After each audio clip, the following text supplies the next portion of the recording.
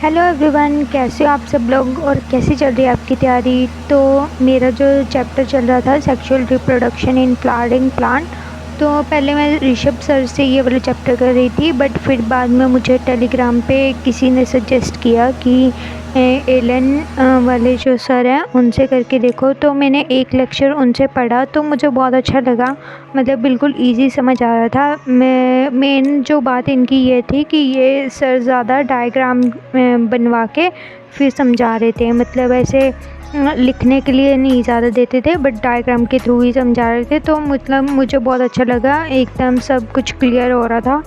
तो मैंने इन्हीं से ही देखना स्टार्ट किया। अभी तक मेरे 4 लेक्चर हो चुके हैं, टोटल लेक्चर 9 हैं। तो मैं इन्हीं से ही नोट्स बना रही हूँ पूरे प्रॉपर। तो फिर उसके बाद बारी आती है फ़िज़िक्स की। फ़िज़िक्स के लिए मैंने जो कर रही थी वेक्टर्स वैसे तो मैंने पहले कर लिया था, बट मुझे सेटिस्फेक्शन नहीं हुई थी, क्योंकि बोलते हैं कि वेक्टर्स जो है ना वो बहुत ज़्यादा मेन चैप्टर है अगर आपने आगे पढ़ना है। वैसे तो इससे कोई क्वेश्चन नहीं आता, बट इसका एप्लीकेशन जो है वो आगे आने वाले चैप्टर्स में बहुत ज़्यादा यूज़ होता है। तो फिर मैंने सोचा कि मैं शुरू से ही इसके लेक्चर जो हैं वो अटेम्प्ट करूँगी, मतलब स्टार्टिंग से ही सारे लेक्चर देखूँगी। तो अभी मैं लेक्चर नंबर 6 करूँगी आज, और 5 मेरे हो चुके हैं। ये मेरे पुराने नोट्स बने हुए हैं वेक्टर के, जो कि मैंने एमआर सर से ही बनाए थे, बट जो अभी